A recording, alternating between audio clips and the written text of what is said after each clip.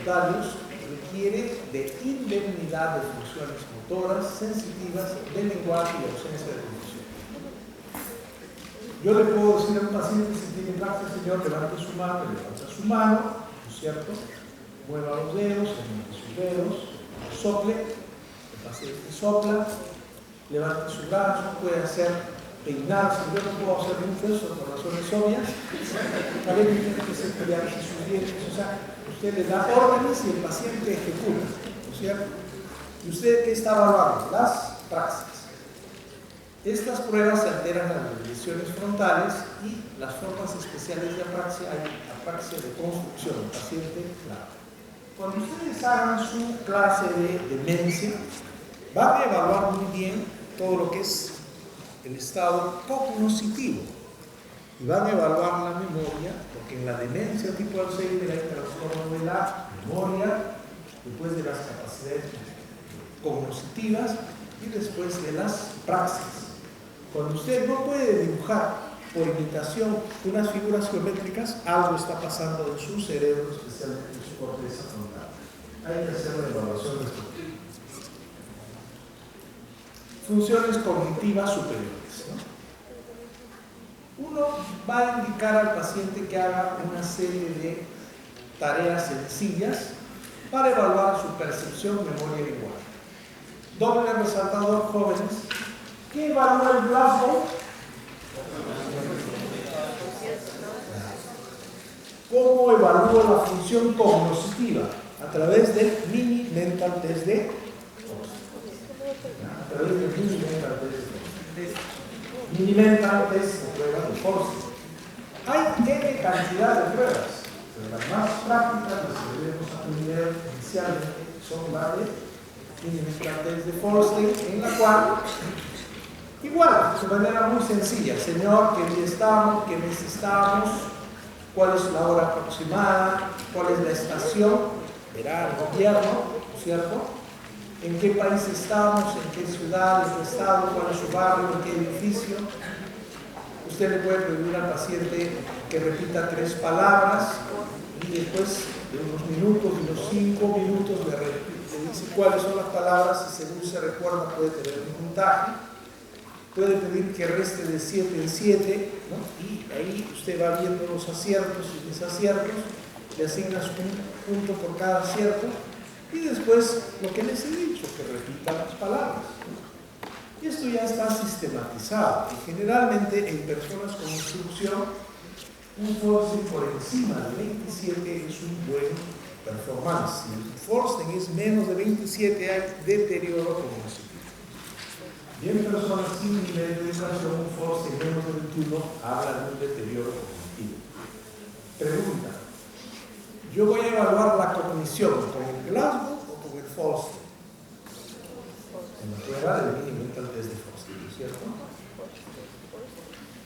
En la área del lenguaje, uno le dice al individuo qué cosa es eso, ¿no? El paciente tiene que repetirle pues, que es un lapicero, ¿no? ¿Qué es esto? De repente, si el paciente es solo humano, digamos que es un micro, ¿no es cierto? Una pluma, un reloj. Hay que pedirle que repita frases, ¿no?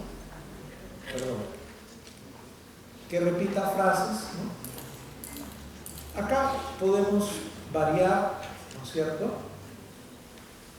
Ni sí, ni no, ni pedos. Otros dicen, a ver, repite 3 tristes tigres, ¿no? Comieron trigo en un trigal. Bueno, un poco más complicado, pero usted tiene que adaptar eso. Después le dices que ejecute una orden verbal, que tome este papel, doble 2 y póngalo en el piso. Entonces el paciente agarra el papel, lo doble 2, lo pone en el piso. Son pruebas muy sencillas, jóvenes, que están hablando de la capacidad de entendimiento y de comprensión y de expresión, no solamente verbal, sino también de tipo constructivo.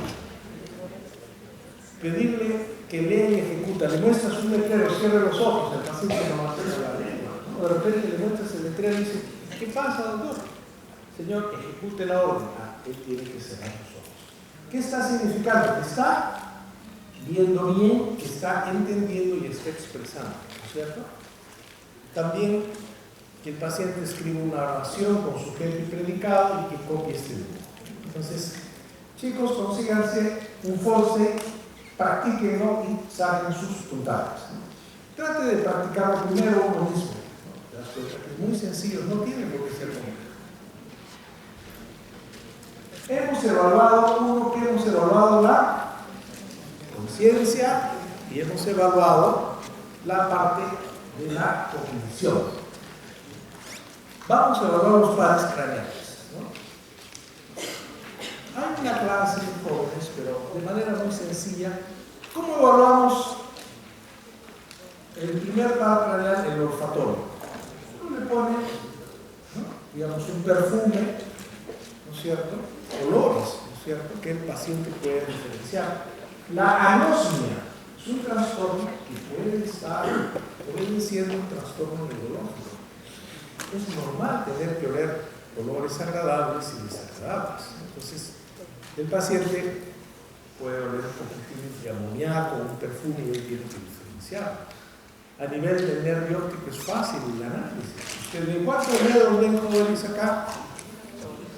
2, ¿no es cierto? Porque claro, pero si uno tiene una gran miopía, de repente no va a tener que ponerse su anteojo. Uno puede hacer una prueba, ¿no? Hay que evaluar la campimetría, tenemos campos visuales, ¿no es cierto? Hay que ver la visión cromática. Muchos de ustedes manejan, ya han hecho su examen para ver si tienen un daltonismo, ¿no? Le muestran a ver una cartilla y usted tiene que ver un número. Si tiene daltonismo, se ve otro número. Hay que diferenciar los colores. Y un examen de fondo de ojo. No voy a insistir en esto porque lo van a ver en su clase de pares craneales. Los nervios oculomotores, ¿no? Uno ve el paciente si tiene una buena movilidad, ¿no es cierto?, tanto en los movimientos horizontales como verticales de los ojos. A nivel del trigémino evaluaremos la sensibilidad facial y corneal. Si hay reflejo corneal, está íntegro el trigémino. Si hay sensibilidad a nivel de la región temporal maceterina y pterigoidea, hay buena función del trigémino. Evaluaremos, ¿no es cierto?, el nervio facial. Muchas veces nosotros hemos visto que personas que han tenido parálisis facial tienen asimetría. Evaluaremos la simetría o asimetría de la expresión facial, la sensibilidad gustatoria, ¿no?, la lacrimación, el reflejo corneal. ¿Cómo evaluamos la función auditiva? ¿No es cierto? Exponiendo al paciente a ruidos, tonos graves, tonos agudos, ¿no?, ruidos suaves, ruidos complejos, más intensos. Y en la prueba más desarrollada pues es la audiometría, ¿no? Y también en el octavo par craneal hay que evaluar la función vestibular, ¿no? En el noveno par craneal o glosofaringio veremos la simetría del velo paladar, la úvula y los pilares, la sensibilidad faringea. Señores, si usted le dice evalúe el noveno par craneal, ¿será difícil? Claro, es difícil cuando uno no ha leído, cuando uno no ha revisado. Uno agarra y comienza a mirar 1, 2, 3, 4, ya ve, pero ahí no sale más. Glosofaringio, simetría del velo paladar. Levante, abra la boca y ves la úvula, ahí no ves la úvula lateralizada. ¿No? Hay una sensibilidad, le ponen cepanil, ¿no?, quiere meditar, entonces hay una función de glosofaringio. Desde el neumogástrico vago hay que evaluar la actividad gustatoria del tercio posterior de la lengua, el reflejo nauseoso y la deglución. ¿Será normal o anormal si te ponen una paletilla y te da náuseas? Normal. Más bien, si no te da náuseas, le has puesto ahí la paleta y le mueves toda la garganta y no le da náuseas, es anormal, ¿no? Y habría una afectación del décimo par craneal. El onceavo espinal hay que evaluar a través de los movimientos laterales del cuello, ¿no?, bien un poco grosso, ¿no?, la situación central de la lengua, los movimientos, el tono, eso va a tener una clase, pero jóvenes, como han visto, si tienen la cartilla, porque hay muchas cartillas que te dicen vamos a seguir, el examen es sencillo. Uno puede hacer un examen neurológico si está apurado. ¿Podremos hacer un buen examen neurológico en 5 minutos? No. Necesitas que el paciente esté tranquilo, tienes que tener un tiempo y mínimamente. Un examen neurológico adecuadamente realizado son 30 minutos. Eso es importante, ¿no? Ahora, hay formas de exámenes simplificados. Está despierto, le haces una preguntita, mueve los brazos, las piernas, camina, ya, obviamente está bien. Pero tenemos que acostumbrarnos a hacer, esta es la de los pares. Muy bien. La cuarta parte, ¿no? Y aquí empieza uno a cansarse, jóvenes, el sistema motor. Presten atención. A ver, levanten su brazo derecho. Levantamos el brazo. Es una función motora, ¿cierto? ¿Por qué? Usted escuchó el mensaje, la orden, quiere colaborar, levanten su brazo.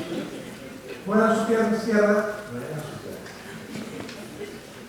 Muevan los dedos, muevan sus dedos. O sea, yo podría hacer un examen motor, jóvenes, si les digo primero. A ver, levanten, cruzan el ceño de la frente. Ya. Hagan así. Ya. Pueden mover. Cada uno de ustedes haga fuerza. Estire sus brazos, a ver. Ya. ¿Alguno de ustedes se ha caído el brazo o no? ¿Qué pasaría si yo estoy así y de repente comienzo a hacer así? Algo está pasando. Tiene una paresia del brazo. ¿Qué pasa si alguno de ustedes mueve los brazos? Tiene una plejía, no puede mover los brazos. El examen motor no es complicado. Si usted mueve el brazo derecho, levanten su brazo derecho, ¿qué área cortical está mandando?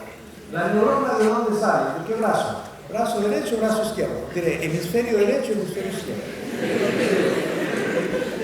Borramos. Levante su brazo derecho. La orden de la neurona salió de su hemisferio derecho y su hemisferio izquierdo. ¿Por qué?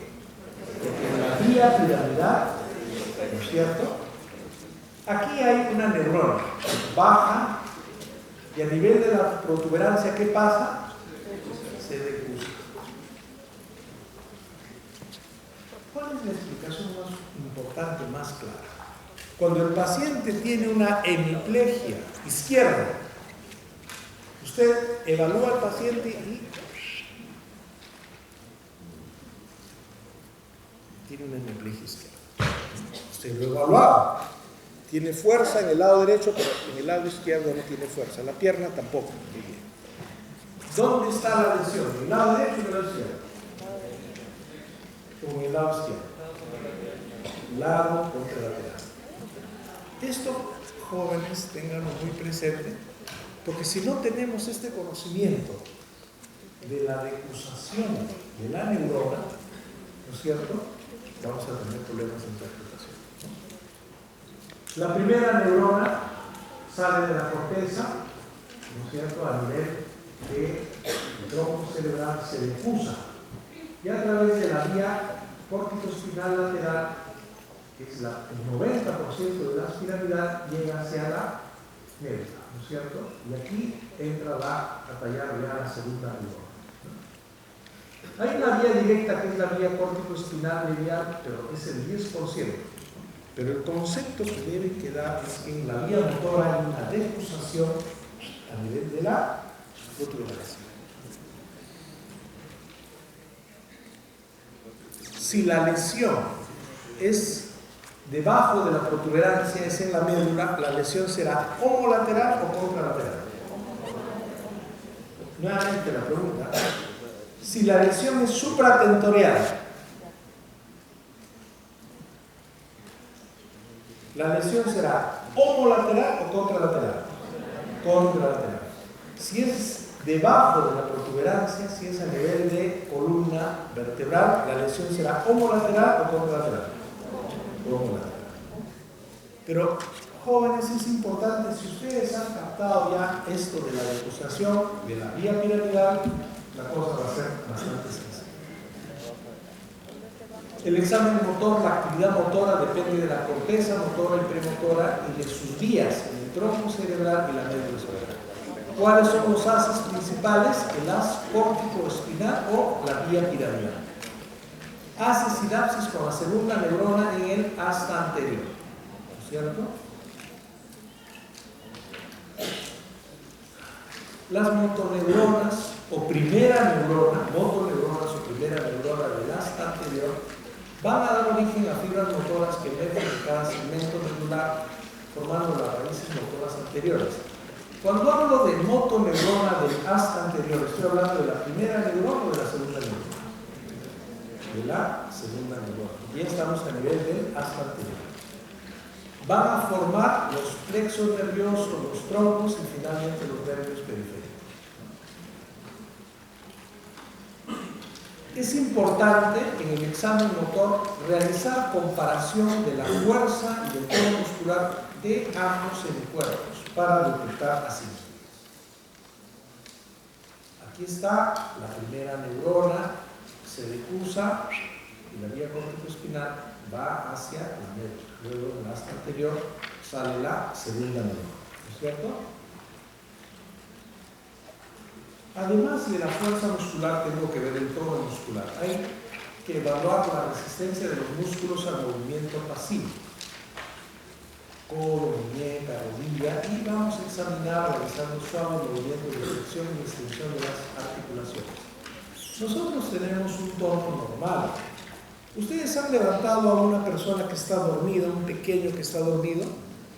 ¿Cómo está el chiquito? ¿Está con tono normal o está con cierta flacidez, hipotónico? Están hipotónicos. ¿Qué dicen? Se chorrea, ¿no es cierto? Tienes que agarrarlo bien porque se cae todo. ¿Han visto algún paciente con enfermedad de Parkinson? Busquen en sus hospitales, pidan, vean pacientes con Parkinson, van a tocarles el brazo y están rígidos.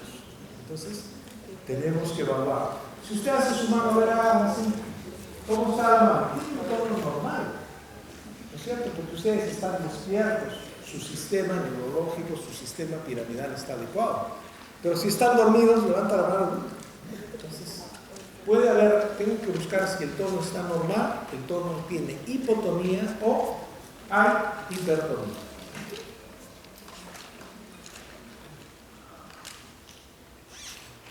Se habla de distonías cuando las extremidades se encuentran en forma permanente en postura normal. Paratonía cuando examinando al paciente cambios en el grado de resistencia.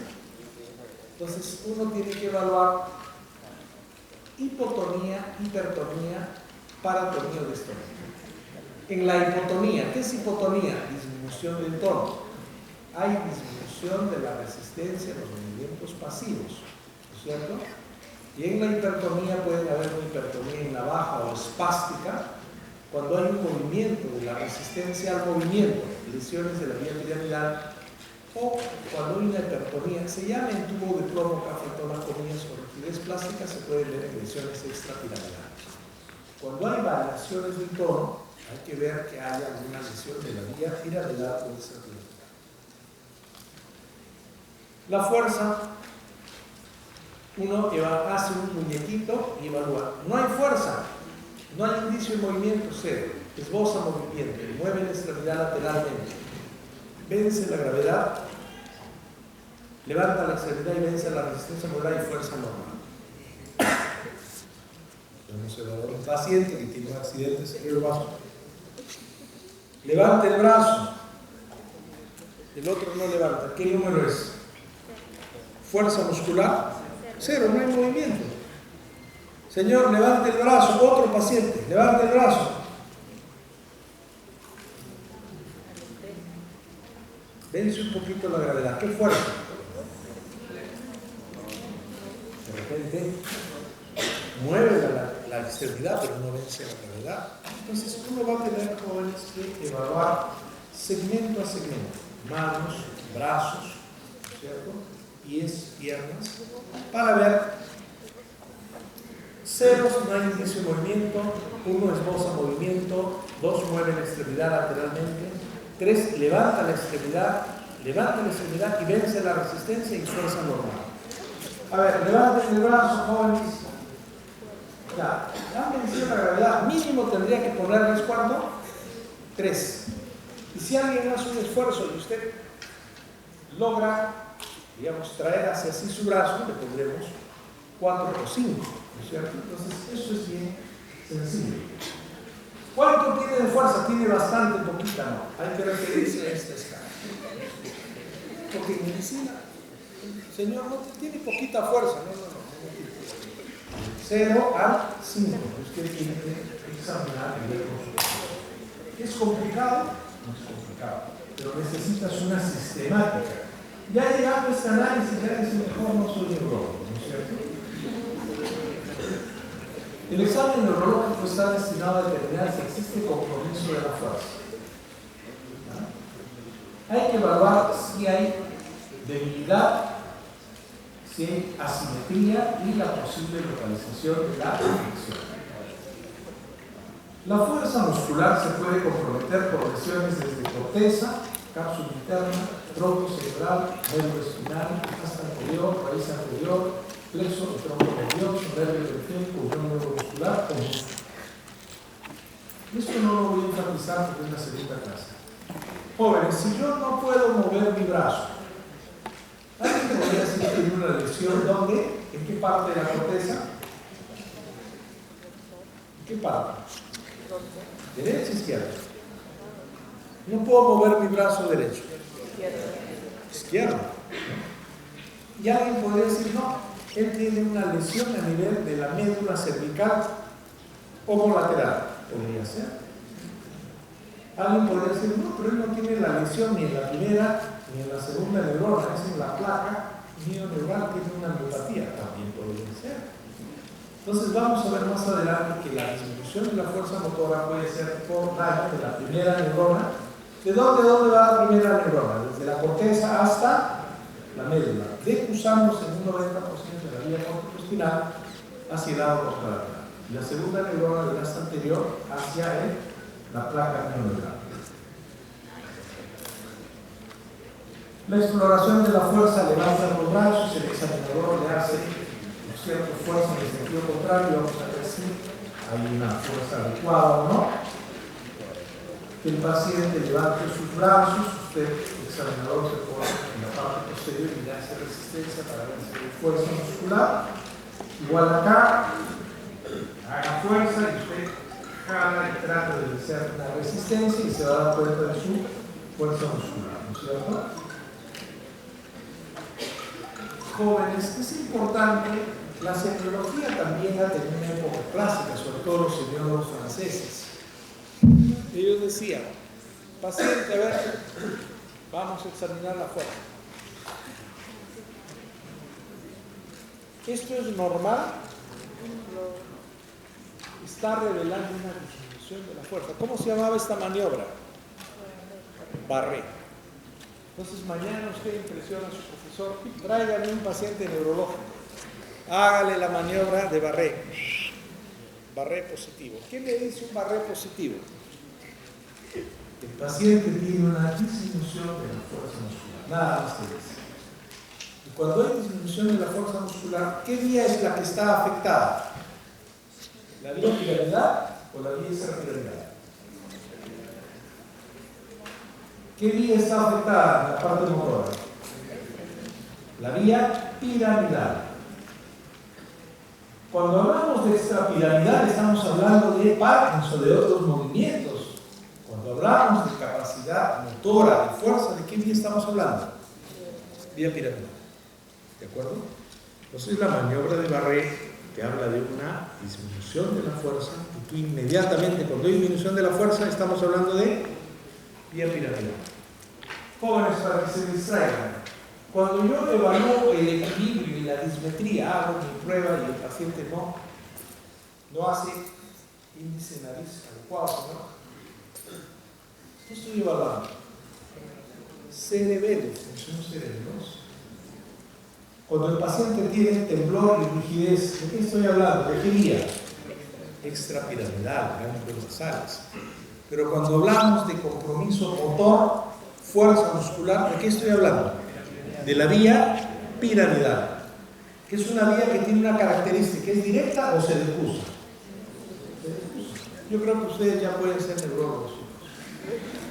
La maniobra de Barré detecta disminuciones muy sutiles de la fuerza muscular. También, ¿no es cierto?, se puede evaluar la fuerza muscular. El paciente haga fuerza en el puño, usted trata de dilatarlo, disminuirlo, hace fuerza, el paciente contrae sus brazos, usted trata de jalarlo, trata de dividir la fuerza, ¿no es cierto? Hay muchas maneras.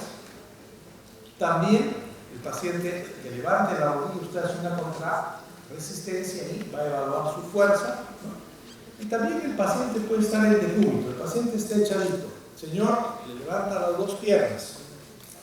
Haga un esfuerzo, entonces el paciente va a tratar de, tiene sus piernitas, pero si una de esas cae, hay disminución de fuerza.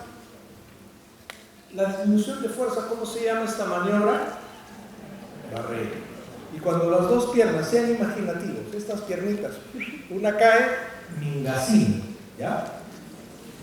Prácticamente se estaban dando un poco sus nombres franceses, pero creo que en aras de una semiología elegante, usted puede decir que el paciente tiene un cuadro de focalización neurológica, maniobra de Barré positiva, Mingasini positivo, daño de la vía piramidal contralateral. ¿Queda usted? Muy bien, ¿no es cierto? Porque imagínate, tiene Barré positivo y ¿qué cosa es Barré? Agarras tu grupo, ¿no? Tu grupo. Ahora tenemos esa respuesta, pero doble resaltador. Si usted tiene un paciente con maniobra de Barré Mingasini izquierda positivo, ¿de qué estamos hablando? Lesión de la vía piramidal contralateral. ¿No es cierto? ¿Ya? ¿Por qué contralateral? Porque hay una defusación del 90% de la vía piramidal, a nivel de la protuberancia. Para evaluar la fuerza yo tendré como resultado que el paciente tiene monoparesia. ¿Cuándo se dice que tiene monoparesia? Cuando tiene una disminución de la fuerza de un solo miembro. Pero si no tiene fuerza, ¿cómo se llama? Monoplejía. Tendrá una hemiparesia o una hemiplegia, dependiendo del daño. Paraparesia o paraplegia. ¿Qué le llaman paraparesia? De los dos miembros inferiores. Y tendrá una tetraparesia o tetraplegia si no puede mover ni los brazos ni las piernas, ¿no es cierto? Hemiplegia, paraplegia y tetraplegia o cuádriplegia.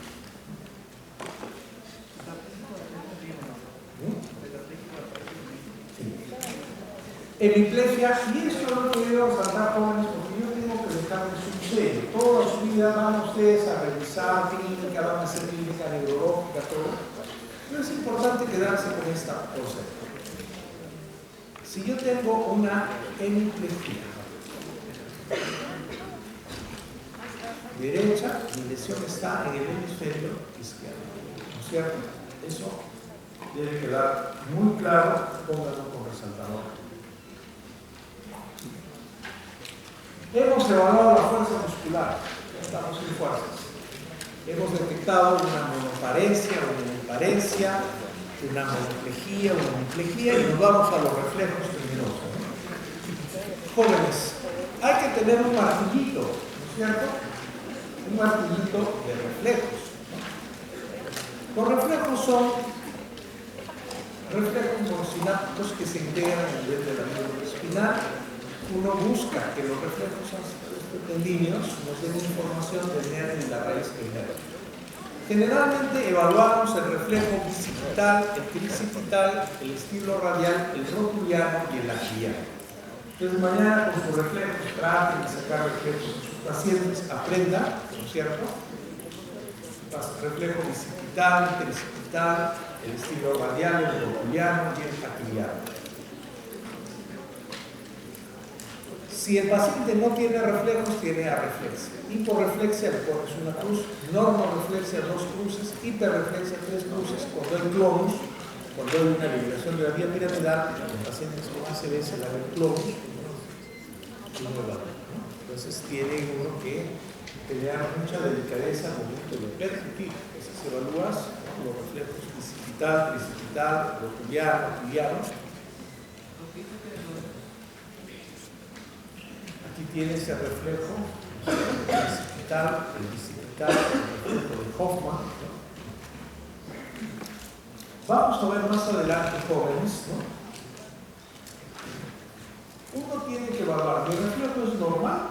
¿Tiene una hiporreflexia o tiene una hiperreflexia? Nada más. Llegar a esos 3 puntos, ¿ya?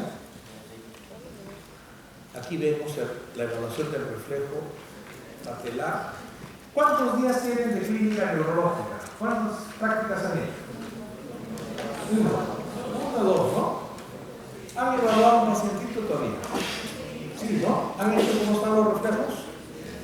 ¿Cuántos de ustedes tienen martillo de reflejos? Ahora, no me vayan a traer un martillo de esos sencillos, ¿no? Porque no tiene que tener su martillito con su, ¿no es cierto? Con su adecuada, digamos, es una